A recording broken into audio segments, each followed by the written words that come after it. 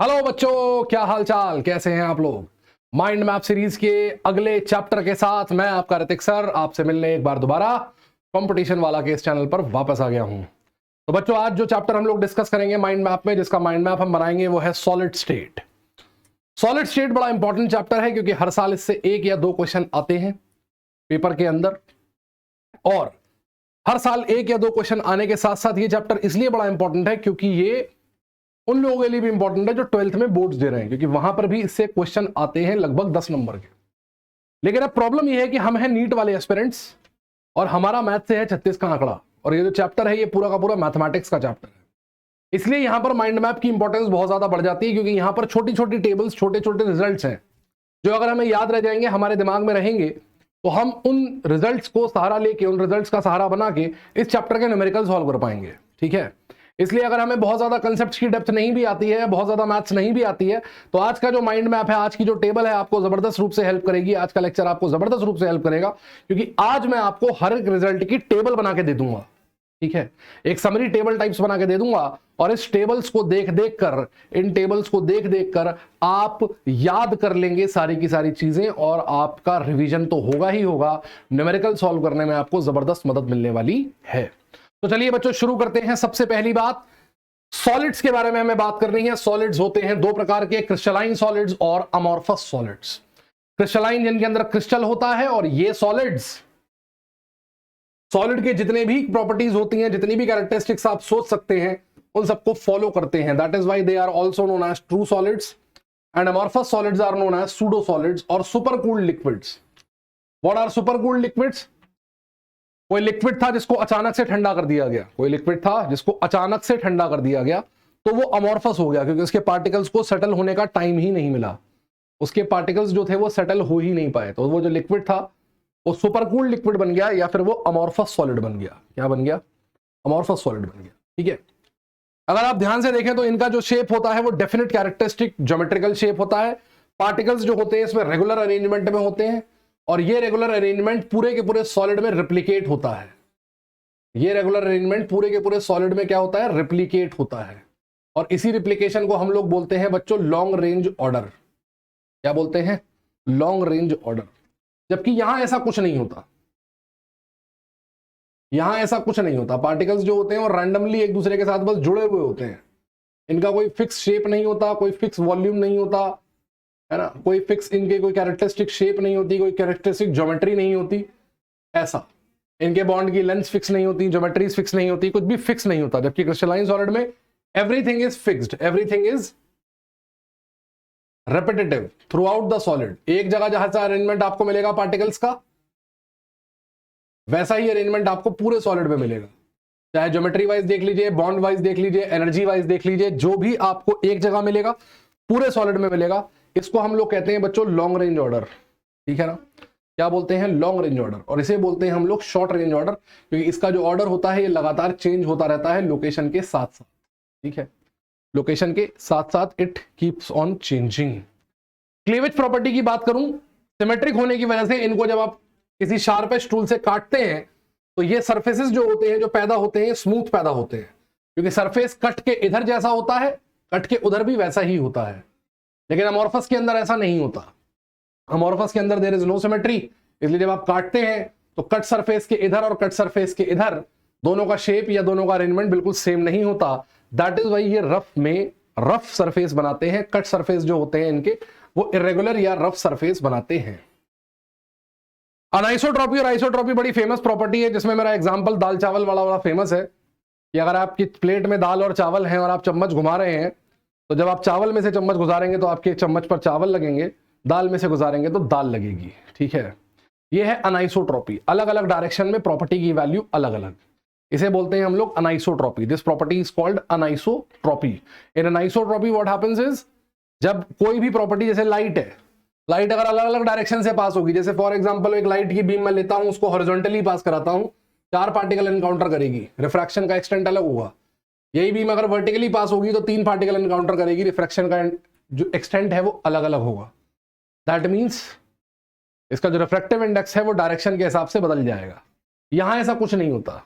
अब आपने वो दाल और चावल मिला दिए, और मिलाने के बाद आपकी प्लेट में दाल चावल पड़ा है, चम्मच को जहां से भी गुजारिए आपकी प्लेट में दाल चावल ही लगेगा, ठीक है ना। चम्मच को जहां से भी गुजारिए प्लेट में दाल चावल ही लगेगा, ठीक है ना। एग्जाम्पल्स होते हैं आयनिक सॉलिड्स, मेटालिक सॉलिड्स, डायमंड, ये सारे के सारे एग्जाम्पल्स हैं। रबर्स और प्लास्टिक्स जो होते हैं ये अमोर्फस सॉलिड्स के एग्जाम्पल होते हैं, ठीक है।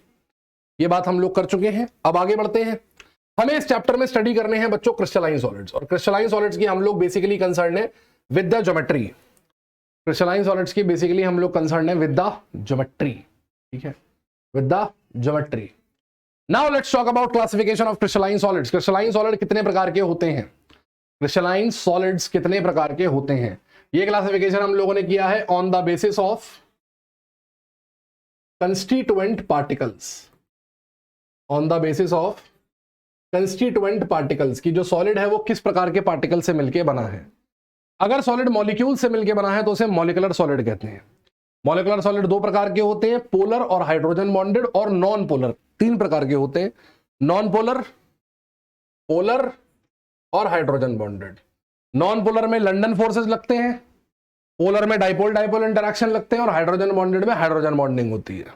एग्जांपल्स आपके सामने लिखे हैं। नॉन पोलर के सारे एग्जांपल जो गैसेस होंगी जिन्हें आप ठंडा करके सॉलिड बनाएंगे, जैसे हाइड्रोजन हो गई, आयोडीन हो गई, CCl4 हो गई, ठीक है। डाइपोल में जो पोलर गैसेस होंगी जैसे HCl है, SO2 है, ये डाइपोल का एग्जांपल होती हैं। और इसका तो आइस से अच्छा कोई एग्जांपल है ही नहीं, हाइड्रोजन बॉन्डेड सॉलिड का तो आइस से बेटर कोई एग्जांपल है ही नहीं। आपको कोई भी एग्जांपल याद नहीं करना है, मैं आपको अभी बता दूं, कोई भी एग्जांपल आपको रिमेंबर नहीं करना है, लर्न नहीं करना है। None example has to be written, has to be remembered. आपको बेसिकली क्या करना है, आपको केवल इनकी प्रॉपर्टीज याद करनी है। सॉफ्ट होते हैं क्योंकि बॉन्ड्स इनके वीक होते हैं, तीनों के तीनों सॉफ्ट होते हैं। तीनों में इलेक्ट्रॉन की शेयरिंग है तो कंडक्शन होने का सवाल नहीं पैदा होता, तीनों इंसुलेटर होते हैं।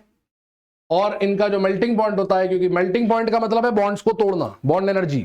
सॉलिड के बॉन्ड टूटोगे, बॉन्ड तोड़ोगे, लिक्विड में बदल जाएगा। सॉलिड के बॉन्ड तोड़ोगे तो सॉलिड लिक्विड में बदल जाएगा, और अगर सॉलिड लिक्विड में बदल जाएगा, सॉलिड अगर लिक्विड में बदल जाएगा तो वो मेल्ट कर जाएगा। तो मेल्टिंग का मतलब है बेसिकली बॉन्ड्स को तोड़ना। इसी तरीके से बात करें अगर आयनिक सॉलिड्स की, तो ये आयन से मिलकर बने होते हैं, ठीक है। Ionic bonds are one of the strongest bonds. जितने भी आयनिक कंपाउंड्स होते हैं जैसे सॉल्ट्स होते हैं, वो सारे के सारे इसके एग्जांपल में आते हैं। जितने भी आयनिक कंपाउंड्स होंगे वो आयनिक सॉलिड के एग्जांपल में आएंगे, ठीक है। आयनिक बॉन्ड्स जो होते हैं इनमें डायरेक्शनल कैरेक्टरिस्टिक नहीं होता, इसलिए हार्ड होते हैं, लेकिन ये ब्रिटल होते हैं, बहुत जल्दी टूट जाते हैं। नमक लीजिए, नमक की डली होती है, उसको फेंकिए, टूट जाएगी छोटे छोटे क्रिस्टल्स में।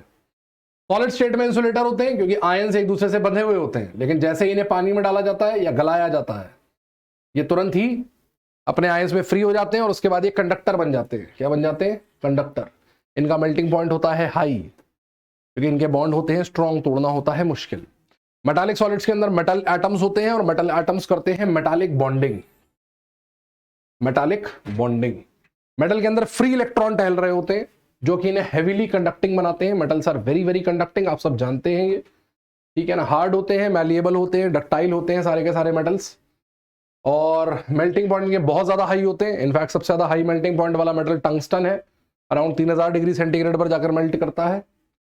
और ये कंडक्टर्स होते हैं, हर तरीके से कंडक्टर होते हैं, सॉलिड स्टेट में भी कंडक्टर होते हैं, गला दो तो भी कंडक्टर होते हैं, हर तरीके से, हर समय, हर सिचुएशन में दे आर कंडक्टर्स, ठीक है।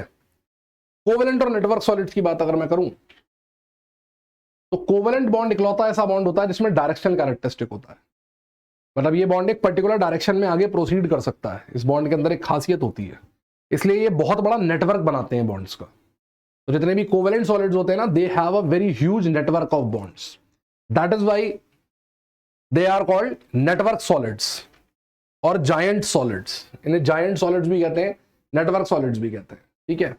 कार्बन फैमिली के जितने भी कंपाउंड्स होते हैं, कार्बन और सिलिकॉन के स्पेशली, वो अधिकतर कोवेलेंट सॉलिड्स होते हैं। जैसे डायमंड, कार्बन का अलोट्रॉप है, ग्रेफाइट, ठीक है, ये अपने आप में कोवेलेंट सॉलिड है। Silicon carbide, aluminium nitride ALN, SiO2, silica, ये सारे के सारे क्या होते हैं? ये हार्ड भी होते हैं, सॉफ्ट भी होते हैं। हार्ड और सॉफ्ट का क्या मतलब है? यहां पर जो सॉफ्ट है वो वर्ड ये ग्रेफाइट किया गया है। अधिकतर ये जनरली, क्योंकि इनके अंदर बॉन्ड्स का नेटवर्क होता है तो ये बड़े हाई होते हैं, लेकिन ग्रेफाइट के अंदर बॉन्ड्स का नेटवर्क होने के बावजूद भी ग्रेफाइट सॉफ्ट होता है। ग्रेफाइट सॉफ्ट होता है। जनरली ये इंसुलेटर होते हैं, लेकिन ग्रेफाइट के अंदर डीलोकलाइजेशन ऑफ इलेक्ट्रॉन होता है, इसलिए ग्रेफाइट कंडक्टर होता है। ग्रेफाइट के अंदर डीलोकलाइजेशन ऑफ इलेक्ट्रॉन होता है और ये कंडक्टर होता है। यहां पर आपको एक बॉन्ड नहीं तोड़ना है, दो बॉन्ड नहीं तोड़ने, यहां पर आपको पूरा नेटवर्क तोड़ना है, इसलिए इनके मेल्टिंग पॉइंट बहुत ज्यादा होते हैं, बहुत ज्यादा होते हैं, ठीक है ना। क्योंकि यहां पर आपको बॉन्ड्स का पूरा एक नेक्सस है, पूरा एक, ठीक है ना, उसको आपको तोड़ना है, ब्रेक करना है। अब इसके बाद हम बात करेंगे बच्चों स्पेस लैटिसेस की। हम इस चैप्टर में जो पढ़ते हैं, इस चैप्टर में हम डिटेल में आपको पढ़ाते हैं मेटालिक सॉलिड्स और आयनिक सॉलिड्स। तो बेसिकली हमारा जो वास्ता पड़ेगा इस चैप्टर में वो कैटेगरी नंबर 1, कैटेगरी नंबर 2 और कैटेगरी नंबर 3 से पड़ेगा, ठीक है। Mainly we will deal with metallic solids and ionic solids. तो अब हम बात करते हैं बच्चों मेटालिक सॉलिड्स की, शुरुआत करते हैं। चलिए, तो मेटालिक सॉलिड में सबसे पहला टर्म है स्पेस लैटिस। स्पेस लैटिस क्या होता है? स्पेस लैटिस होता है 3D में अरेंजमेंट एटम्स का या आयंस का या मॉलिक्यूल्स का, जो आपको यह बताता है कि 3 डायमेंशन में पार्टिकल्स किस तरह से अरेंज्ड हैं। 3 डायमेंशन में पार्टिकल्स किस तरह से अरेंज्ड हैं, ठीक है। जैसे फॉर एग्जांपल आपके घर की जो दीवार है वो एक प्रकार का क्रिस्टल लैटिस है, क्योंकि उसके अंदर एक 3D अरेंजमेंट आपको दिखाई पड़ता है। दैट 3D अरेंजमेंट, जो आपके घर की दीवार है वो एक 3D अरेंजमेंट दिखाती है, तो वो एक प्रकार का लैटिस है। क्या है? एक प्रकार का लैटिस है। दिस इज द लैटिस, ठीक है। अब अगर इस लैटिस में लगी हुई सारी की सारी ईंटें आइडेंटिकल हैं, अगर इस लैटिस में लगी हुई सारी की सारी ईंटें जो है वो आइडेंटिकल हैं, तो आपको इस लैटिस की स्टडी अगर करनी है तो we can study the lattice by studying the smallest unit, यानी कि एक ईंट। अगर मैं एक ईंट की प्रॉपर्टीज की स्टडी कर लूं, एक ईंट की प्रॉपर्टीज की अगर मैं स्टडी कर लूं, तो मेरे को पूरे के पूरे लैटिस का आइडिया लग जाएगा, पूरे के पूरे लैटिस का आइडिया लग जाएगा, ठीक है। तो उसी ईंट को हम लोग बोलते हैं यूनिट सेल। क्या बोलते हैं? Unit cell. Unit cell solid की वो सबसे छोटी यूनिट है जो जब 3D में घूमती है, 3D में जब अरेंज होती है, तो पूरा का पूरा लैटिस बन जाता है। तो यूनिट सेल सबसे छोटी यूनिट होती है। अब आता है क्लासिफिकेशन ऑफ यूनिट सेल्स कि यूनिट सेल्स को हम क्लासिफाई कैसे करते हैं। तो यूनिट सेल्स को हम लोग क्लासिफाई करते हैं 2 तरीके से। पहला, based on geometry. Unit cell की ज्योमेट्री के हिसाब से हम यूनिट सेल को क्लासिफाई करते हैं। यूनिट सेल्स जो होती हैं उनकी ज्योमेट्री देखने के लिए हम 2 चीजें देखते हैं। क्या? एक तो एज लेंथ के अलोंग उनकी, एक्सिस के अलोंग उनकी एज लेंथ, जैसे कि ए, बी और सी। एक्सिस के अलोंग एज लेंथ, जैसे ये एज लेंथ ए है, ये बी है और ये सी है, ठीक है। और इनके बीच में बनने वाले interfacial angles alpha, beta, gamma. A, B, C और अल्फा, बीटा, गामा का एक रिलेशन हमें एक ज्योमेट्री के बारे में बताता है। ए, बी, सी और अल्फा, बीटा, गामा का एक रिलेशन हमें एक ज्योमेट्री के बारे में बताता है। जैसे फॉर एग्जांपल मैं आपसे कहूं कि ए बराबर बी बराबर सी है और अल्फा बराबर बीटा बराबर गामा बराबर 90 है, मतलब तीनों एज लेंथ बराबर है, तीनों एंगल बराबर हैं और तीनों एंगल 90 हैं। दैट मीन्स मैं आपसे क्यूबिक यूनिट सेल की बात कर रहा हूं। किस यूनिट सेल की बात कर रहा हूं? क्यूबिक यूनिट सेल की बात कर रहा। ज्योमेट्री के हिसाब से ये जो यूनिट सेल्स होती हैं ये 7 तरह की होती हैं। ज्योमेट्री के हिसाब से ये जो यूनिट सेल्स होती हैं ये 7 तरह की होती हैं। इन्हें हम बोलते हैं 7 types of crystal systems. 7 types of crystal systems. Crystal systems बोल लेते हैं, क्रिस्टल हैबिट्स बोल लेते हैं। तो ये 7 तरह की होती है। Cubic, tetragonal, orthorhombic, rhombohedral, hexagonal, monoclinic और ट्राइक्लिनिक, ठीक है। आपको इनमें से किसी का भी एग्जाम्पल याद नहीं करना है, so don't worry. Example paper में आपसे नहीं पूछे जाएंगे, तो आपको एग्जाम्पल वाला column you can completely skip. Example आपको याद नहीं करने हैं, एग्जाम्पल आपसे कोई भी नहीं पूछ रहा है, ठीक है। अब इन 7 ज्योमेट्रीज में जब पार्टिकल अरेंज होते हैं, इन 7 ज्योमेट्रीज में जब हम लोग बच्चों पार्टिकल्स को अरेंज करते हैं, तो पार्टिकल्स का जो अरेंजमेंट होता है ना वो 2 तरह से होता है। As per the location of particles unit cell 2 तरीके से बांटी जाती है। एक तो होती है प्रिमिटिव यूनिट सेल। कोई भी यूनिट सेल जो होती है वो क्यूब या क्यूब का डेरिवेटिव होती है, क्यूब या क्यूब से मिलती जुलती फिगर होती है। कोई भी यूनिट सेल अगर होगी तो वो क्यूब होगी या फिर वो क्यूब का ही कोई ना कोई भाई बंधु होगी। ठीक है, तो अगर इस क्यूब के केवल कॉर्नर्स पर पार्टिकल रखे हैं, केवल कोनों पर पार्टिकल रखे हैं, बीच में अंदर कहीं कोई पार्टिकल नहीं है, तो मैं ऐसी यूनिट सेल को बोलूंगा कि ये प्रिमिटिव यूनिट सेल है। क्या है? Primitive unit cell. ये है प्रिमिटिव यूनिट सेल। लेकिन अगर कोनों के साथ साथ कोई ना कोई पार्टिकल अंदर भी मौजूद है, कोनों के साथ साथ अगर कोई ना कोई पार्टिकल अंदर भी मौजूद है, तो in that case I can very comfortably say that the unit cell is centred unit cell. Centred unit cell तीन तरह की होती हैं। कॉर्नर प्लस फेस सेंटर पर पार्टिकल अगर मौजूद है तो मैं बोलूंगा फेस सेंटर्ड है, और कॉर्नर प्लस बॉडी सेंटर पर मौजूद है तो मैं बोलूंगा बॉडी सेंटर्ड है। और एंड सेंटर थोड़ा अलग तरह की होती है। एंड सेंटर में क्या होता है? आमने सामने वाले किन्हीं भी दो फेस सेंटर पर पार्टिकल होते हैं, बाकी चार खाली होते हैं। 6 फेस सेंटर होते हैं क्यूब के अंदर, इसमें से कोई दो भरे होते हैं, इसे बोलते हैं एंड सेंटर्ड। ठीक है ना, एंड सेंटर्ड। तो किसी एक पेयर ऑफ फेस सेंटर के ऊपर पार्टिकल होता है, बाकी दो पेयर खाली होते हैं। ठीक है, तो इस तरीके से तीन तरह की यूनिट सेल्स पाई जाती। ओके, हमें जो यूनिट सेल पढ़नी है, हमें पढ़नी है क्यूबिक यूनिट सेल। क्यूबिक के अंदर एंड सेंटर्ड नहीं पाई जाती, क्यूबिक के अंदर एंड सेंटर्ड नहीं पाई जाती। एंड सेंटर्ड केवल ऑर्थोरोम्बिक में पाई जाती है और मोनोक्लिनिक में पाई जाती है। ऑर्थोरोम्बिक में पाई जाती है और मोनोक्लिनिक में पाई जाती है। इसके अलावा कहीं भी और ये नहीं पाई जाती। हम जो यूनिट सेल पढ़ने जा रहे हैं क्यूबिक यूनिट सेल, हमारे सिलेबस में जो क्यूबिक यूनिट सेल है उसके अंदर एंड सेंटर्ड नहीं पाई जाती है। Before we go to cubic unit cell, cube के बारे में थोड़ा सा बता दूं आपको। ये क्यूब है, क्यूब के सारे एजेस आपस में बराबर हैं। अगर ये एच की लंबाई a है तो ये एच भी a है और ये एच भी a है। ठीक है, इस क्यूब में 8 कोने हैं, गिन सकते हैं आप। 6 फेसेस हैं, हालांकि इसकी जरूरत आपको पड़नी नहीं चाहिए। ठीक है, अगर आपको अभी भी इसकी जरूरत पड़ रही है तो फिर ये लेक्चर आपके लिए किसी काम का नहीं है ना। 12 एजेस हैं, 12 एज सेंटर होंगे। बॉडी सेंटर 1 होगा, पूरी बॉडी का एक ही सेंटर है। बॉडी डायगोनल 4 होंगे। बॉडी डायगोनल वो डायगोनल्स होंगे जो पूरे क्यूब के थ्रू होकर गुजरेंगे, बॉडी सेंटर के थ्रू होते हुए। जैसे 1, 2, 3 और एक चौथा डायगोनल होगा, यहां से यहां को जोड़ेगा, जो आपको दिखेगा नहीं। ठीक है, ऐसे ही एक फेस पर 2 डायगोनल होंगे, एक फेस पर 2 डायगोनल होंगे। टोटल 6 फेसेस हैं तो 12 फेस डायगोनल होंगे, 12 फेस डायगोनल्स होंगे। क्यूब के फेस डायगोनल की जो लेंथ होती है वो होती है √2 है, और क्यूब के बॉडी डायगोनल की जो लेंथ होती है वो होती है √3 है। ठीक है, √3 है। ओके, √, ठीक है। इस तरीके से ये क्यूब के कुछ बेसिक पॉइंट्स हैं जो आपके काम आने हैं। अब जैसा कि मैंने आपको बताया कि जो यूनिट सेल्स होती हैं, यूनिट सेल्स बेसिकली हमारे पास 3 तरह की होती हैं। क्यूबिक यूनिट सेल जो होती है वो 3 कैटेगरीज में हम लोगों ने उसको डिवाइड किया हुआ है। जो क्यूबिक यूनिट सेल है उसको हम लोगों ने बच्चों 3 कैटेगरीज में बांटा हुआ है। क्यूबिक यूनिट सेल कैसी कैसी होती है? क्यूबिक यूनिट सेल होती है सिंपल क्यूबिक,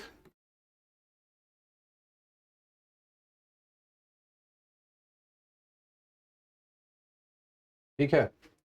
उसके बाद होती है बॉडी सेंटर्ड क्यूबिक, जिसे आप लोग बीसीसी बुलाते हैं। उसके बाद होती है एफसीसी, जिसे आप लोग फेस सेंटर्ड क्यूबिक बुलाते हैं। अगर मैं इसमें बोलूं लोकेशन ऑफ एटम्स,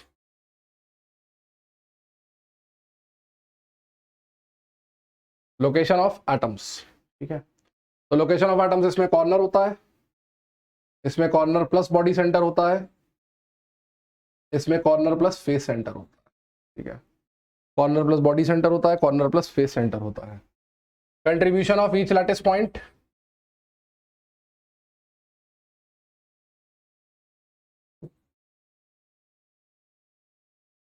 हर एक कॉर्नर 1/8 कंट्रीब्यूट करता है, कॉर्नर 1/8 कंट्रीब्यूट करता है। बॉडी सेंटर पूरा कंट्रीब्यूट करता है, क्योंकि बॉडी सेंटर का पार्टिकल शेयर नहीं होता। कॉर्नर का पार्टिकल 8 क्यूबों में शेयर होता है ना। ऐसे ही फेस सेंटर का पार्टिकल जो होता है वो 2 क्यूबों में शेयर होता है, तो 1/2 कंट्रीब्यूट करता है। ये सारे के सारे रिजल्ट्स आपको बताए हुए हैं, ये केवल रिवीजन चल रहा है, ठीक है ना। तो ये मत बोलिएगा कैसे करता है कैसे नहीं करता है, पहले अपने नोट्स एक बार रिवाइज कर लीजिएगा तभी ये वाला लेक्चर देखिएगा, ठीक है। तो अगर मैं रैंक निकालूं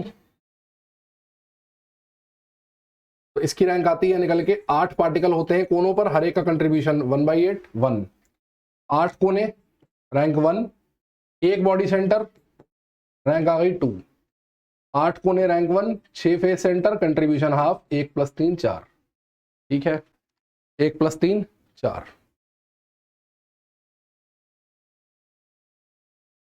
ये लीजिए रैंक आ गई, number of atoms. Relation between r and a आपको याद रखना है, बड़े काम के रिलेशन हैं। डेरिवेशन जब हम करते हैं पैकिंग फ्रैक्शन का तब निकल के आते हैं, है ना। पैकिंग फ्रैक्शन का जब हम लोग रिलेशन निकालते हैं तब ये निकल के आते हैं, R = A/2, R = A√3/4 और R = A√2/4। कोऑर्डिनेशन नंबर होता है number of atoms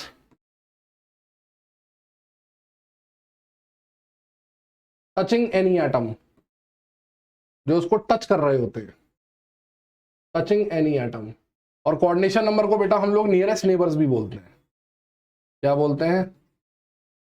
nearest neighbours भी बोलते हैं, नियरेस्ट नेबर्स भी बोलते हैं, ठीक है।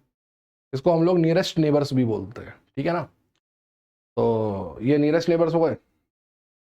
पैकिंग फ्रैक्शन आपको पाई के टर्म्स में याद रखना है। पैकिंग फ्रैक्शन होता है कितना वॉल्यूम पार्टिकल ने घेर लिया अपॉन कितना वॉल्यूम ऑफ यूनिट सेल है, मतलब यूनिट सेल का कितना % इसने घेर लिया है, पार्टिकल्स ने, एटम्स ने कितना घेर लिया है, π/6, π√3/8 और π/3√2।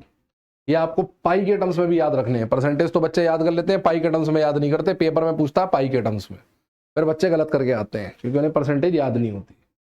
परसेंटेज याद होती है, पाई याद नहीं होता, इसलिए पाई का हिसाब रखना है हमें, इसलिए हमें पाई का हिसाब रखना है, वरना गड़बड़ हो जाएगी, ठीक है जी। इसलिए हमें पाई का हिसाब रखना है। इसके बाद आता है हमारा फॉर्मूला डेंसिटी का, इकलौता फॉर्मूला है इस पूरे चैप्टर में, इसके अलावा कोई फॉर्मूला है नहीं। Z क्या है? Z है rank of unit cell. Z क्या है? Rank of unit cell. M क्या है? मोलर मास, जिस सॉलिड की बात कर रहे हैं उसके लिए। A क्या है? Edge length of unit cell. इस क्वेश्चन के बारे में मैं आपके, इसके ऊपर क्वेश्चन आया हुआ है, बहुत बार आया हुआ है। 2 बातें बताऊंगा, पहली बात 2 टिप्स दूंगा। पहली बात, मेरी पहली सलाह, इसके ऊपर क्वेश्चन आए तो कोशिश करें कि आप उससे बचें, पेपर में ना करें, क्योंकि आपको A³ सॉल्व करना है, ठीक है। दूसरी सलाह, इसमें आप अवोगाद्रो नंबर को 6 × 10⁻23 रखें, 6.02 × 10⁻23 ना रखें। ज्यादा राजा हरिश्चंद्र ना बने, वरना आंसर निकालने में बहुत समय लगेगा, ठीक है। और तीसरी और आखिरी सलाह, जब आप यहां पर A³ लिख रहे होंगे तो लेंथ की जो यूनिट होगी, यहां पर भी आपको वॉल्यूम की यूनिट लिखनी पड़ेगी, जैसे किलोग्राम पर मीटर क्यूब या फिर ग्राम पर सेंटीमीटर क्यूब। और यहां पर आपको जो A दिया होगा वह तो एंगस्ट्रॉम में दिया होगा या पिकोमीटर में दिया होगा। तो क्वेश्चन को शुरू करने से पहले उसको मीटर और सेंटीमीटर में चेंज कर लें, डिपेंडिंग अपॉन यहाँ पर डेंसिटी में क्या यूनिट है। अगर डेंसिटी ग्राम पर सेंटीमीटर में पूछी है तो सेंटीमीटर में ले जाएं, किलोग्राम पर मीटर क्यूब में पूछी है तो मीटर में ले जाएं। नीट 2016 में एक क्वेश्चन आया था जिसमें उन्होंने किलोग्राम पर मीटर क्यूब में लिथियम की डेंसिटी पूछी थी, लिथियम की डेंसिटी पूछी थी। क्वेश्चन बिल्कुल सीधा सीधा आएगा, फॉर्मूला बेस, लेकिन कैलकुलेशन थोड़ी सी टीडियस होगी, उसके लिए मेंटली प्रिपेयर होके जाइएगा। जब हम लोग डेंसिटी कर लेते हैं तो डेंसिटी करने के बाद आता है origin of close packing. Origin of close packing, close packing में हम लोग क्या करते हैं? क्लोज पैकिंग में हम लोग ये देखते हैं इस आर्टिकल में कि जो यूनिट सेल्स हम पढ़ रहे हैं वो बनती कैसे हैं, उनका फॉर्मेशन कैसे होता है, वो देखते हैं हम लोग। हम क्या कर रहे हैं? आइडेंटिकल सॉलिड स्फीयर्स हैं हमारे पास, मेटल के एटम्स हैं जिनका साइज और शेप बिल्कुल एक जैसा है, इन्हें हम पास पास रख रहे हैं इस तरीके से, इससे क्लोज पैकिंग का जन्म हो रहा है, ठीक है। क्लोज पैकिंग कैसे होती है? क्लोज पैकिंग सबसे पहले सिंगल लेयर में होती है। तो क्लोज पैकिंग सबसे पहले किस में होती है? होती है क्लोज पैकिंग सिंगल लेयर में। तो सिंगल लेयर में क्लोज पैकिंग 2 तरह की होती है, एक होती है स्क्वायर पैकिंग और दूसरी होती है हेक्सागोनल क्लोज पैकिंग। एक होती है स्क्वायर पैकिंग और दूसरी होती है हेक्सागोनल क्लोज पैकिंग। यहाँ क्लोज वर्ड ये दिखाता है कि जो हेक्सागोनल है इसमें पार्टिकल ज्यादा पास पास हैं, ज्यादा नियरर हैं, ठीक है, ज्यादा नियरर हैं। स्क्वायर पैकिंग से ये होती है मोनोलेयर के अंदर, ये होती है मोनोलेयर के अंदर, मतलब जो सिंगल लेयर हम लोग बनाते हैं तो मोनोलेयर दो तरह से बनती है। मोनोलेयर बनने के बाद नंबर आता है बाबू मल्टीलेयर का।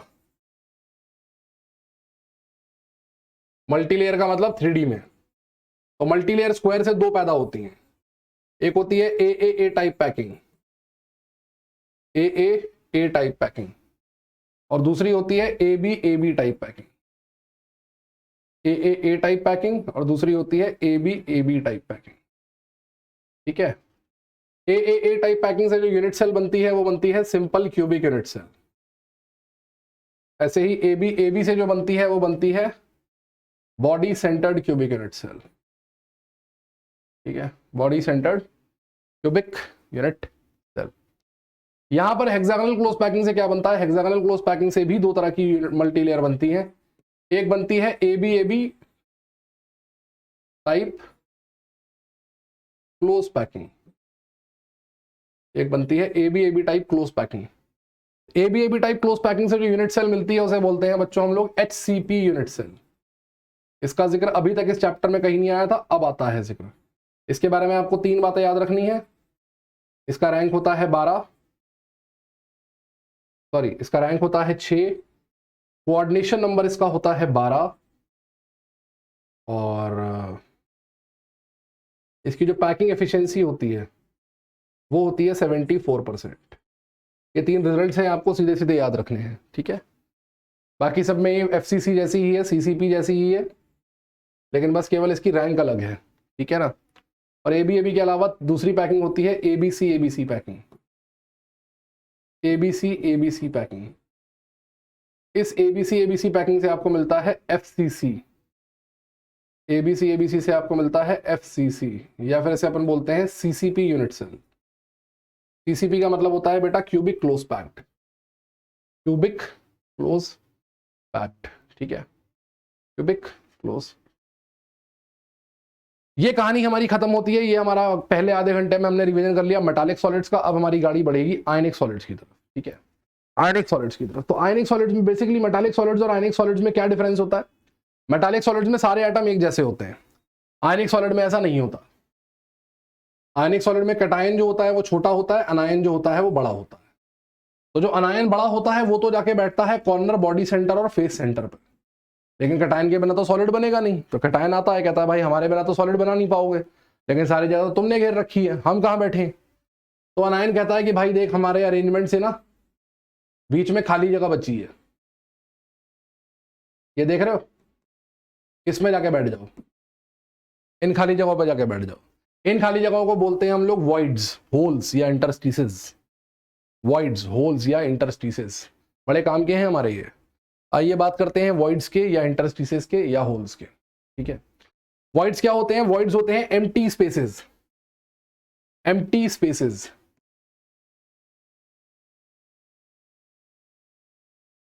प्रेजेंट इन क्लोज पैकिंग, ठीक है।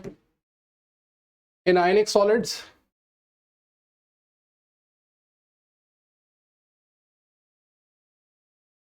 जनरली एक सॉलिड के अलावा जितने भी सॉलिड्स आपको पढ़ने हैं उन सब में कैटायंस ऑक्यूपाई। आयनिक सॉलिड्स में कैटायंस जो होते हैं वो जाके वॉइड्स में बैठते हैं। आयनिक सॉलिड में जो कैटायंस होते हैं वो कहाँ जाके बैठते हैं, वो जाके वॉइड्स में बैठते हैं, ठीक है। वॉइड्स कितने तरह की होती हैं, types of voids. Types of voids में चार तरह की वॉइड्स होती हैं। एक होती है ट्राइगोनल वॉइड, ट्राइगोनल वॉइड के बाद दूसरी होती है टेट्राहेड्रल वॉइड, ठीक है। फिर होती है ऑक्टाहेड्रल वॉइड, और फिर होती है cubic void. Okay, trigonal void, tetrahedral void. इसमें से ये वाली जो वॉइड है ये मोनोलेयर की वॉइड है, मतलब 2 डायमेंशनल वॉइड है, ठीक है।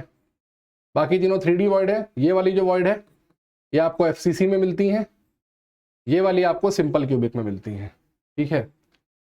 कोई वॉइड है, कोई वॉइड है, वो बनी, सपोज एक ट्राइगोनल वॉइड है जो 3 पार्टिकल से मिलके बनी। अब इस वॉइड में जो भी पार्टिकल जाके बैठेगा उसको ये तीनों बॉलें टच करेंगी, ये तीनों एटम्स टच करेंगे, हाँ या ना?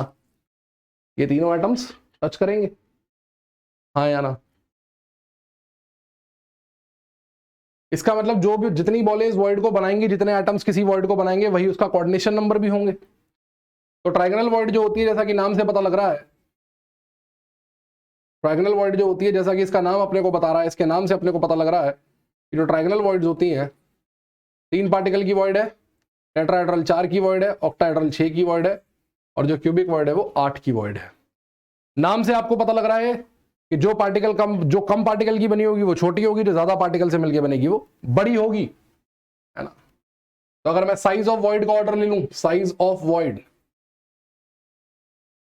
तो ट्राइगोनल वॉइड सबसे छोटी होगी क्योंकि सबसे कम पार्टिकल लग रहे हैं उसे बनाने में, उससे बड़ी होगी THV, उससे बड़ी होगी OHV, और उससे बड़ी होगी क्यूबिक वॉइड, उससे बड़ी होगी क्यूबिक वॉइड। ये बात वेरीफाई होती है एक मैथमेटिकल क्वांटिटी से जो आप लोगों ने पढ़ी होगी, जिसे आप लोग बोलते हैं लिमिटिंग रेडियस रेशो। जिस वॉइड का लिमिटिंग रेडियस रेशो सबसे बड़ा, वो वॉइड उतनी ही बड़ी। ये है जी limiting radius ratio. Limiting radius ratio क्या होता है? लिमिटिंग रेडियस रेशो होता है R/R। LRR बराबर होता है जी R/R। What is R/R?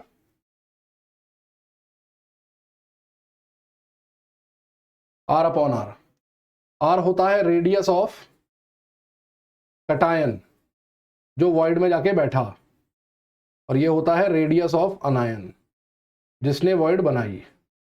ये रेशो जिसके लिए जितना बड़ा, ये रेशो जिसके लिए जितना बड़ा, उतना बड़ा कटायन जाके उस वॉइड में बैठेगा, वो वॉइड भी उतनी बड़ी। ये रेशो जिस वॉइड के लिए जितना बड़ा, उतनी बड़ी ये वॉइड, ठीक है ना? हाँ या ना? क्योंकि अगर मेरे को रेडियस ऑफ कटायन निकालनी है तो वो क्या होगा? R minus into LRR। तो अगर इसे बड़ा करूंगा तो वॉइड में बैठने वाला कटायन बड़ा होगा, और बड़ा कटायन तब बैठेगा जब वॉइड भी बड़ी होगी। बड़ा कटायन तब बैठेगा जब वॉइड भी बड़ी होगी। तो ये लिमिटिंग रेडियस रेशियो इस बात को प्रूव करता है, ठीक है। खूब बढ़िया बढ़िया क्वेश्चन बनते हैं इसके ऊपर, है ना? खूब बढ़िया बढ़िया क्वेश्चन बनते हैं इसके ऊपर, करे भी होंगे आप लोगों ने। खूब बढ़िया बढ़िया मजेदार क्वेश्चन बनते हैं इसके ऊपर, बनते हैं ना? चलिए, इसके बाद मैं आपको वॉइड के बारे में 2 और बातें बता दूं, उसके बाद हम लोग आगे बढ़ेंगे। वॉइड के बारे में 2 और बातें जो खास बातें हैं बतानी जरूरी है। पहला, name of void is made, name of void is based on geometry formed by joining the center of spheres making the void। मतलब अगर आपसे कोई बोलेगा कि टेट्राहेड्रल वॉइड ज्योमेट्री में टेट्राहेड्रल होती है, तो आप बोलेंगे नहीं, नहीं होती है, गलत बोल रहे हो। तो फिर इसका नाम टेट्राहेड्रल क्यों है? इसका नाम टेट्राहेड्रल इसलिए है क्योंकि जिन पार्टिकल से मिलके ये बनती है, जो पार्टिकल टेट्राहेड्रल वॉइड बनाते हैं, अगर आप उनके सेंटर्स को जोड़ दें तो एक टेट्राहेड्रन का फॉर्मेशन होता है। अगर आप इनके सेंटर्स को जोड़ दें तो एक टेट्राहेड्रन का फॉर्मेशन होता है, पिरामिड जैसी फिगर बनती है जिसे हम लोग टेट्राहेड्रन कहते हैं, ठीक है। तो एक टेट्राहेड्रन फॉर्म होता है, इसलिए ऐसा बोलते हैं, ठीक है। इस सेंटर्स को जोड़ने पे टेट्राहेड्रन बना, इसलिए वॉइड का नाम टेट्राहेड्रल वॉइड है। वॉइड ज्योमेट्री में टेट्राहेड्रल नहीं है। दूसरी बात, एक जो चीज आपको याद रखनी है वो याद रखनी है location of THV and OHV। Location of THV and OHV in FCC unit cell. FCC या CCP यूनिट सेल में THV और OHV की लोकेशन बड़ी इंपॉर्टेंट है। कई बार सीधे सीधे पूछते हैं, कई बार सीधे सीधे पूछते हैं। THV, THV कहां होती है? THV होती है at a distance of √3a/4 from each corner, at a distance of under root 3a/4 from each corner along body diagonal, body diagonal के ऊपर अंडर रूट 3a/4 की दूरी पर कोने से अंदर की तरफ टेट्राहेड्रल वॉइड पाई जाती है। एक डायगोनल दो कोनों को कनेक्ट करता है, तो एक डायगोनल पे दो टेट्राहेड्रल वॉइड होती है। ठीक है, दो टेट्राहेड्रल वॉइड होती है। टोटल डायगोनल कितने होते हैं क्यूब में? 4 बॉडी डायगोनल। रैंक ऑफ टीएचवी कितनी होगी? 8। एफसीसी या सीसीपी की रैंक कितनी होती है? 4। इसका मतलब नंबर ऑफ टीएचवी पर पार्टिकल, नंबर ऑफ टीएचवी पर एटम कितनी होंगी? डबल। जितने भी एटम एफसीसी में पड़े होंगे, जितने भी एटम यूनिट सेल बनाएंगे, क्लोज पैकिंग करेंगे, उसकी डबल टीएचवी बनेगी। जैसे एचसीपी में 6 होती है रैंक यूनिट सेल की, तो उसमें 12 टीएचवी बनेगी। एचसीपी में रैंक कितनी होती है? 6 होती है, तो उसमें 12 टीएचवी बनेगी। कितनी बनेगी? 12 टीएचवी बनेगी। ऐसे ही अगर मैं आपसे बात करूं ऑक्टाहेड्रल वॉइड्स की, तो ऑक्टाहेड्रल वॉइड्स आपको मिलेंगी बॉडी सेंटर पे और एज सेंटर पे। ठीक है, rank of octahedral void 4, rank of CCP भी 4। इसका मतलब नंबर ऑफ ऑक्टाहेड्रल वॉइड पर एटम 1। जितने एटम क्लोज पैकिंग में जाएंगे उतने ही ऑक्टाहेड्रल वॉइड बनाएंगे। एचसीपी में 6 एटम क्लोज पैकिंग करते हैं, तो एचसीपी में आपको क्या मिलेंगी? आपको 6 ऑक्टाहेड्रल वॉइड्स मिलेंगी। यहां पर 4 मिलते हैं,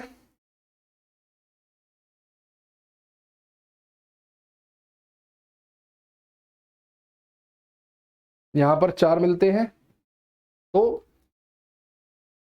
ठीक है, इसलिए यहां पर 4 ऑक्टाहेड्रल वॉइड्स। नाउ वॉइड्स के बाद चलते हैं स्ट्रक्चर ऑफ आयनिक सॉलिड्स की तरफ। 5 तरह के आयनिक सॉलिड्स के स्ट्रक्चर आप लोगों को पढ़ाए जाते हैं। आयनिक सॉलिड्स में याद रखिएगा, केवल एक CaF2 को छोड़ के, CaF2 फ्लोराइड स्ट्रक्चर को छोड़ के सारे स्ट्रक्चरों में जो अनायन होता है वो जाके CCP बनाता है या लैटिस बनाता है। अनायन जितने भी होते हैं वो सारे के सारे लैटिस बनाते हैं, और कटायन जो होते हैं गरीब, वो वॉइड बनाते हैं। ठीक है, जो आपको याद रखनी है चीजें, लोकेशंस याद रखनी है, कोऑर्डिनेशन नंबर याद रखने हैं, और एक रिलेशन होता है R+ और R- के बीच में, वो भी आपको याद रखना है। जैसे NaCl में रिलेशन होता है R कटायन प्लस R- बराबर A/2। इसके ऊपर खूब सारे न्यूमेरिकल आते हैं। CaCl टाइप में सिंपल क्यूबिक लैटिस बनता है। CaCl टाइप में सिंपल क्यूबिक लैटिस बनता है क्योंकि Cl- हर एक कोने पर बैठा होता है। इसे 8:8 सॉलिड कहते हैं। क्या कहते हैं? 8:8 सॉलिड कहते हैं। 8:8 सॉलिड में R+ प्लस R- बराबर होता है √3a/2। √3a/2 क्यों? क्योंकि Cl होता है कॉर्नर पर और CS+ होता है बॉडी सेंटर पर। ठीक है, ZnS टाइप में क्या होता है? ZnS टाइप में सल्फाइड आयन बनाता है CCP, जिंक बैठा होता है आधी THV में। इसमें बैठा होता है आधी THV में। THV होती है 8 में से 4 में जिंक बैठा होता है, बाकी की 4 होती हैं खाली। 4:4। ठीक है, क्योंकि 4 ही आयंस हैं। इसके अंदर होता है R+ प्लस R- बराबर √3a/4, क्योंकि इसमें टेट्राहेड्रल वॉइड है। जिस लैटिस में टेट्राहेड्रल वॉइड होती है उस लैटिस के अंदर R+ और R- का रिलेशन यही होता है, R+ प्लस R- बराबर √3a/4। आगे बढ़ेंगे, मूविंग अहेड। CaF2 टाइप्स, इसके अंदर थोड़ा सा उल्टा होता है। इसके अंदर जो कटायन होता है वो CCP बनाता है, कटायन होता है वो CCP बनाता है। ठीक है, अनायन जो होता है वो टेट्राहेड्रल वॉइड में जाता है, अनायन जो होता है वो टेट्राहेड्रल वॉइड में जाता है। ठीक है, इसका कोऑर्डिनेशन नंबर होता है 8:4, कटायन का होता है 8 और अनायन का होता है 4। ठीक है, रिलेशन यहां पर भी वही लगेगा, R+ plus R- is equal to √3a/4। Last आ गया जी anti fluoride structure. Anti fluoride structure की कहानी ये लिखी हुई है। At every tetrahedral void, basically anti fluoride में क्या करना होता है आपको? अगर आप एक्सचेंज कर देंगे, आपके पास फ्लोराइड स्ट्रक्चर है, एंटी फ्लोराइड में आपको क्वेश्चन जो मिलेगा वो ये मिलेगा कि फ्लोराइड से एंटी फ्लोराइड कैसे बनाते हैं, फ्लोराइड से एंटी फ्लोराइड कैसे बनाते हैं। ठीक है ना, फ्लोराइड से एंटी फ्लोराइड कैसे बनाते हैं? तो फ्लोराइड से एंटी फ्लोराइड बनाते हैं हम लोग exchanging location of cation and अनायन। जहां इसमें कटायन रखा था वहां इसमें अनायन रखा है, और जहां इसमें अनायन रखा था वहां इसमें कैटायन रखा है, चेक कर लो, लोकेशन एक्सचेंज हुई है। न्यूमेरिकल जो आएंगे आपको, न्यूमेरिकल करने को आएंगे इन स्ट्रक्चर्स के ऊपर, न्यूमेरिकल्स जो करने को आएंगे वो इन स्ट्रक्चर्स के ऊपर करने को आएंगे। एक बात और बता दूं मैं आपको, इसमें इंपॉर्टेंट क्या है भाई साहब, इसमें इंपॉर्टेंट ये है कि इसमें हर एक कॉर्नर पर बैठा हुआ है Cl- और बॉडी सेंटर पर बैठा हुआ है Cs+, कुछ इस तरीके से हर एक कोने पर बैठा हुआ है कौन, Cl- ऐसे, और बॉडी सेंटर पर बैठा हुआ है कौन, Cs+। कॉर्नर की रैंक 1 होती है तो एक Cl- है और एक Cs+ है, तो एक Cl- और एक Cs+ मिलके एक CsCl बनाएंगे, तो रैंक होगी इसकी 1। इंपॉर्टेंट क्यों है, बाकी सबकी रैंक 4 होगी, क्योंकि बाकी सब सीसीपी के एग्जांपल है, तो बाकी सबकी रैंक 4 होगी, इसकी इकलौते की रैंक 1 होगी। ठीक है, नीट में 2 बार इस पर क्वेश्चन आ चुका है, 2 बार, twice they have asked the question. ये दिखने में लगता है बीसीसी जैसा स्ट्रक्चर, ये दिखने में लगता है बीसीसी जैसा स्ट्रक्चर, और बीसीसी जैसा स्ट्रक्चर है क्योंकि दिखने में बीसीसी जैसा लग रहा है, तो आपसे वो डेंसिटी का क्वेश्चन पूछ सकता है, वो आपसे डेंसिटी का क्वेश्चन पूछ सकता है। तो अगर आयनिक सॉलिड है और उसका स्ट्रक्चर अगर बीसीसी स्ट्रक्चर है, तो इसका मतलब वो CsCl टाइप का सॉलिड है, और उसकी रैंक डेंसिटी के फॉर्मूले में आपको 1 रखनी पड़ेगी। अगर आपने 2 रख के सॉल्व कर दिया तो आंसर गलत आ जाएगा। 2 बार नीट वाले मजे ले चुके हैं इसके ऊपर, इस बात का ध्यान रखिएगा। ठीक है, 2 बार नीट वाले आपको परेशान कर चुके हैं, इस बात का ध्यान रखिएगा। ठीक है, फ्लोराइड एंटीफ्लोराइड इतना ज्यादा इंपॉर्टेंट नहीं है, NaCl ZnS और CsCl ज्यादा इंपॉर्टेंट है। ठीक है, इसके बाद आते हैं हम लोग डिफेक्ट्स के ऊपर। क्रिस्टल में, सॉलिड के क्रिस्टल में बेसिकली हम क्या करने जा रहे हैं, हम जो पढ़ने जा रहे हैं, हम पढ़ने जा रहे हैं आयनिक सॉलिड्स के ऊपर, आयनिक सॉलिड्स के ऊपर। ठीक है, अब क्रिस्टल में क्या होता है, क्रिस्टल में आपको हर एक पार्टिकल की लोकेशन मैंने बताई कि इसको यहां होना है, इसको यहां होना है। अगर कोई पार्टिकल अपनी लोकेशन से मिसिंग हो, जो लोकेशन हमने किसी पार्टिकल को असाइन करी है, अगर कोई वो पार्टिकल उस लोकेशन से मिसिंग हो जाए, गायब हो जाए, चला जाए, भाग जाए, निकल जाए, तो हम कहते हैं क्रिस्टल जो है वो डिफेक्टेड हो गया। ठीक है, क्रिस्टल डिफेक्ट बेसिकली 2 तरह का होता है, क्रिस्टल डिफेक्ट जो होता है वो 2 तरह का होता है। ठीक है ना, क्रिस्टल डिफेक्ट जो होता है बेसिकली वो 2 तरह का होता है। एक होता है इंट्रिंसिक डिफेक्ट। इंट्रिंसिक डिफेक्ट वो होता है जो सॉलिड के अंदर पाया जाता है, जब सॉलिड बन रहा होता है तो ये डिफेक्ट सॉलिड के अंदर आ जाता है। दूसरा होता है एक्सट्रिंसिक डिफेक्ट, ये वो डिफेक्ट होता है जो हम बाहर से पैदा करते हैं, ये डिफेक्ट सॉलिड के अंदर नहीं होता, ये डिफेक्ट हम लोग बाहर से पैदा करते हैं, ये सॉलिड के अंदर नेचुरली नहीं होता, इसे हम लोग बाहर से लाते हैं। ठीक है, एक्सट्रिंसिक डिफेक्ट के एग्जांपल में आता है डोपिंग, इसके अंदर आता है डोपिंग। डोपिंग आप लोग पढ़ते हैं सेमीकंडक्टर्स के अंदर, एन टाइप और पी टाइप सेमीकंडक्टर्स के अंदर आप लोग पढ़ते हैं, नहीं पढ़ा है तो अभी मॉडर्न फिजिक्स में आप लोग पढ़ेंगे, सेमीकंडक्टर आपको बहुत डिटेल में पढ़ना है, वहां आपको डोपिंग बहुत डिटेल में समझाई जाएगी। इंट्रिंसिक डिफेक्ट बेसिकली 2 तरह के होते हैं, एक होते हैं लाइन डिफेक्ट, लाइन डिफेक्ट में पूरी की पूरी एज, पूरा का पूरा डायगोनल अपनी जगह से गायब होता है, सारे के सारे पार्टिकल मिसिंग होते हैं। और दूसरे होते हैं पॉइंट डिफेक्ट। ठीक है, पॉइंट डिफेक्ट, पॉइंट डिफेक्ट में कोई एक लैटिस पॉइंट, कोई कोना, कोई बॉडी सेंटर, कोई फेस सेंटर अपनी जगह से गायब होता है। ठीक है, तो इन्हें बोलते हैं हम लोग पॉइंट डिफेक्ट। हमारे सिलेबस में बच्चों पॉइंट डिफेक्ट है। पॉइंट डिफेक्ट फिर 2 तरह के होते हैं, पॉइंट डिफेक्ट फिर से 2 तरह के होते हैं, कौन कौन से, पॉइंट डिफेक्ट फिर से 2 तरह के होते हैं, कौन कौन से, एक होते हैं स्टाइशियोमेट्रिक, स्टाइशियोमेट्रिक, दूसरे होते हैं नॉन स्टाइशियोमेट्रिक। स्टाइशियोमेट्रिक का क्या मतलब होता है, स्टाइशियोमेट्रिक का क्या मतलब होता है, इन डिफेक्ट्स की वजह से सॉलिड के फॉर्मूले पर कोई फर्क नहीं पड़ता, कैटायन आयन के रेशो पर कोई फर्क नहीं पड़ता, कैटायन और अनायन के रेशो पर कोई फर्क नहीं पड़ता, जबकि नॉन स्टाइशियोमेट्रिक डिफेक्ट्स की वजह से कैटायन आयन का रेशो भी चेंज हो जाता है। शॉर्टकी डिफेक्ट फिर 2 तरह का होता है, सॉरी स्टाइशियोमेट्रिक फिर 2 तरह का होता है, शॉर्टकी और फ्रेंकल, शॉर्टकी और फ्रेंकल। ठीक है, नॉन स्टाइशियोमेट्रिक फिर 2 तरह का होता है, मेटल एक्सेस और मेटल डेफिशिएंसी, मेटल एक्सेस और मेटल डेफिशिएंसी। ये है डिफेक्ट्स की कहानी, ठीक है। फटाफट से ब्रीफ में थोड़ा थोड़ा आपको इनके डिफेक्ट्स के बारे में थोड़ा थोड़ा बताता हूं जल्दी से, चैप्टर के खत्म होने से पहले। जैसे स्टाइशियोमेट्रिक डिफेक्ट्स की अगर अपन बात करें तो स्टाइशियोमेट्रिक डिफेक्ट्स में बेटा कौन कौन से आते हैं? शॉर्टकी डिफेक्ट आता है और फ्रेंकल डिफेक्ट आता है। शॉर्टकी डिफेक्ट आता है और दूसरा आता है फ्रेंकल डिफेक्ट। शॉर्टकी डिफेक्ट कैसा डिफेक्ट होता है? शॉर्टकी डिफेक्ट होता है वेकेंसी डिफेक्ट, ठीक है। इसमें कटायन और नायन अपनी लेयर को छोड़ के चले जाते हैं, जगह खाली कर चले जाते हैं, ठीक है, जगह को खाली करके चले जाते हैं। NaCl टाइप सॉलिड्स में पाया जाता है, NaCl टाइप सॉलिड्स में पाया जाता है, ठीक है, ओके। और डेंसिटी की डिक्रीजेस डेंसिटी ऑफ क्रिस्टल, अगर ये आ जाएगा तो क्रिस्टल की डेंसिटी कम हो जाती है, क्योंकि आयंस चले गए ना। क्रिस्टल का साइज तो सेम है लेकिन आयंस निकल गए, क्रिस्टल का साइज तो सेम है लेकिन आयंस निकल गए, ठीक है। और आयंस अगर निकल गए तो डेंसिटी घटेगी क्रिस्टल की, ठीक है। फ्रेंकल डिफेक्ट में क्या होता है? फ्रेंकल डिफेक्ट डिसलोकेशन डिफेक्ट है। आयंस निकल के नहीं जाते, अपनी जगह छोड़ के दूसरी जगह पर जाके बैठ जाते हैं, रहते अपने सॉलिड के लेयर के अंदर ही हैं, अपने लैटिस में ही रहते हैं। ZnS का स्ट्रक्चर अगर आपको याद होगा तो ZnS के स्ट्रक्चर में 4 टेट्राहेड्रल वॉइड खाली होती हैं, 4 भरी होती हैं। तो बस जो भरे वाले आयंस होते हैं ना, भरी वाली वॉइड्स होती हैं, उनके आयन निकल निकल के खाली वाली वॉइड्स में चले जाते हैं, तो फ्रेंकल डिफेक्ट पैदा हो जाता है, ठीक है। फ्रेंकल डिफेक्ट पैदा हो जाता है। फ्रेंकल डिफेक्ट पाया जाता है ZnS टाइप के सॉलिड्स के अंदर। फ्रेंकल डिफेक्ट पाया जाता है ZnS टाइप के सॉलिड्स के अंदर।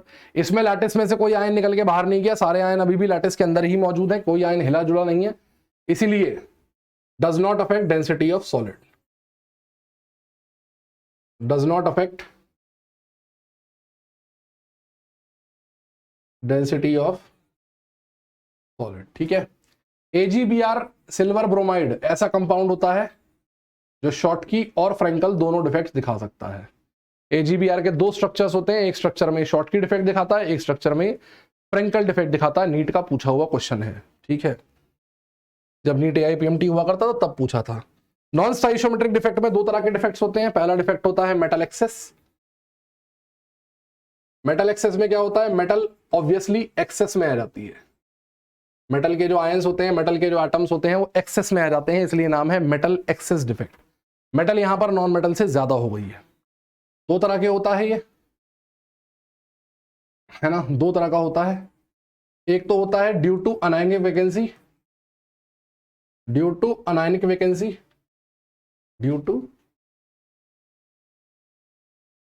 Anionic vacancy. ये वाला डिफेक्ट पाया जाता है NaCl टाइप सॉलिड्स में, ये वाला डिफेक्ट पाया जाता है NaCl टाइप सॉलिड्स में। इससे पैदा होता है F सेंटर और ये imparts colour to the crystal, imparts colour to crystal, crystal को कलर देता है ये डिफेक्ट जो होता है ये क्रिस्टल को कलर देता है, ठीक है। दूसरा होता है due to interstitial cation, due to interstitial cation, ये पाया जाता है ZnS टाइप सॉलिड्स में।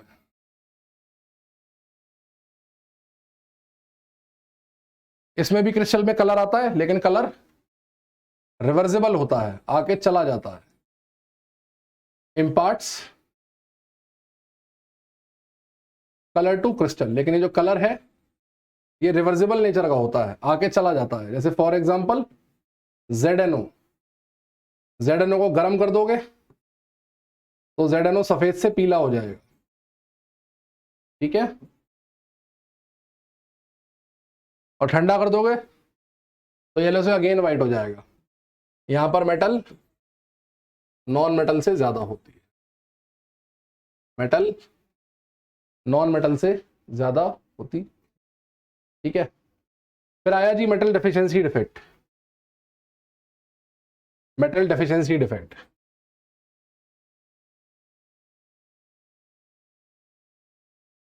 मेटल डेफिशिएंसी डिफेक्ट में क्या होता है?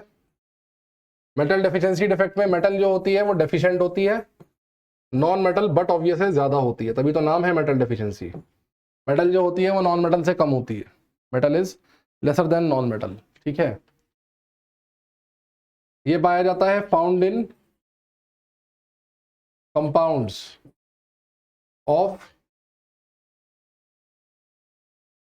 Transition metals. ट्रांजिशन मेटल्स के कंपाउंड में बनता है, ठीक है। ट्रांजिशन मेटल्स के इनके पास वेरिएबल वैलेंसी होती है, इसलिए पाया जाता है। और leads to formation of non stoichiometric compounds, non stoichiometric compounds, for example Fe0.950, ये इसी डिफेक्ट की वजह से पैदा होते हैं, ठीक है। तो ये हुई आपकी डिफेक्ट्स की समरी। दोनों तरह के डिफेक्ट्स हमने समराइज कर दिए, दोनों तरह के डिफेक्ट्स को हमने समराइज कर दिया।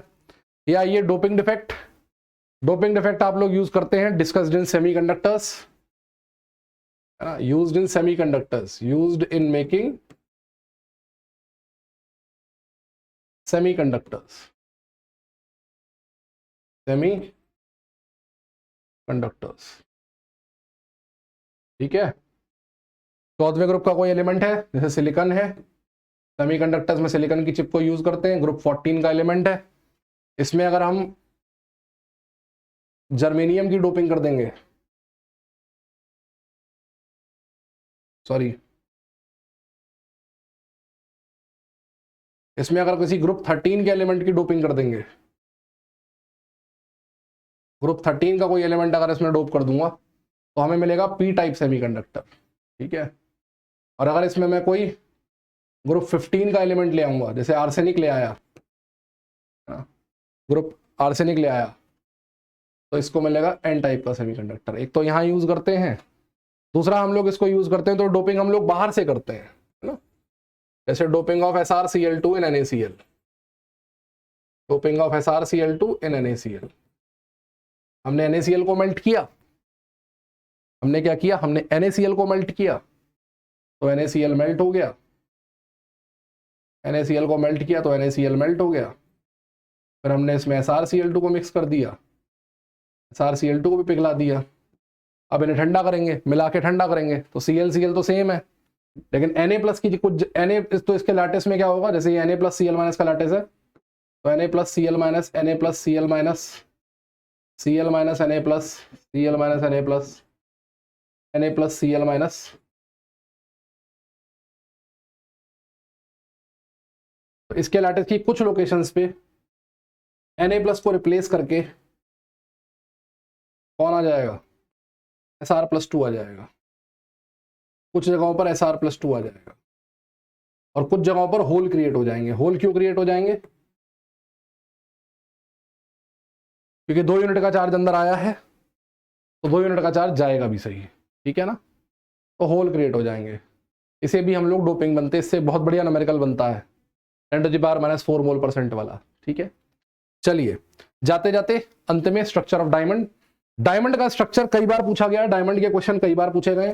डायमंड के अंदर क्या होता है, कार्बन के जो एटम्स होते हैं वो FCC में मौजूद होते हैं, प्लस अल्टरनेट टेट्राहेड्रल वर्ड में मौजूद होते हैं। तो रैंक कितनी होगी, FCC की रैंक होती है 4, 8 में से 4 टेट्राहेड्रल वर्ड में है तो 8, डायमंड की रैंक होती है टोटल 8। पैकिंग एफिशिएंसी होती है 34%, आपको याद रखना है, डायमंड की पैकिंग एफिशिएंसी होती है 34%, ठीक है। नीट के लिहाज से इंपॉर्टेंट आर्टिकल्स कौन कौन से हैं, नीट स्ट्राइक पॉइंट्स कौन कौन से हैं इसमें, नीट स्ट्राइक पॉइंट्स में आपको बता दूं इसमें कौन कौन से हैं। नीट स्ट्राइक पॉइंट्स में पहला स्ट्राइक पॉइंट है मेटालिक सॉलिड्स। मेटालिक सॉलिड्स के अंदर कुछ पोर्शंस ऐसे हैं जिनसे क्वेश्चन जरूर आता है, जिनसे क्वेश्चन जरूर आता है। क्यूबिक यूनिट सेल, तो क्यूबिक यूनिट सेल के जितने भी क्वेश्चन है, इनिशियल पोर्शन के जो क्वेश्चन हैं वो जरूर तैयार कर लीजिए, वो जरूर तैयार कर लीजिए। दूसरा आयनिक सॉलिड्स, आयनिक सॉलिड्स में आपको ZnS, सारे स्ट्रक्चर भले ही आपको ढंग से ना तैयार हो, लेकिन NaCl, ZnS और CHCl, इन पर बेस जितने भी न्यूमेरिकल हैं वो सारे के सारे आपको आने चाहिए, चाहे वो स्ट्रक्चर वाले हों, चाहे वो लिमिटिंग रेडियस रेशियो वाले हों, वो आपको सारे के सारे आने चाहिए। और लास्ट में क्रिस्टल डिफेक्ट्स, डिफेक्ट्स पर न्यूमेरिकल तो नहीं आता, लेकिन डिफेक्ट्स पर कंसेप्चुअल बनता है। इस साल नीट 2022 में भी एक स्टेटमेंट वाला क्वेश्चन आया था डिफेक्ट पे, ठीक है ना, तो डिफेक्ट कंसेप्चुअल क्वेश्चन के लिए इंपॉर्टेंट है। तो ये हुआ आपका सॉलिड स्टेट का माइंड मैप, सॉलिड स्टेट का कंप्लीट रिवीजन। हमने कोशिश की मैंने कि सॉलिड स्टेट का आपको एक ब्रीफ ओवरव्यू दोबारा से दे दूं और आपके दिमाग में जो टेबल्स हैं वो सारी की सारी क्लियर हो जाएं, रिजल्ट्स क्लियर हो जाएं और आप एक बार फिर से सॉलिड स्टेट की पिक्चर को ढंग से रिवाइज कर सकें। तो thank you very much, okay, tata, bye bye. इस लेक्चर को आप लोगों ने देखा, अपना समय दिया, इसके लिए बहुत बहुत धन्यवाद। मैं आपसे मिलूंगा बहुत ही जल्द अगले लेक्चर के साथ, ठीक है? तब तक के लिए मिलता हूं आपसे। जय हिंद, बाय बाय, टाटा। स्वस्थ रहिए, मस्त रहिए, व्यस्त रहिए, पढ़ते रहिए, मेहनत करते रहिए और सिलेक्शन की तरफ एक एक कदम करके आगे बढ़ते रहिए। All the best.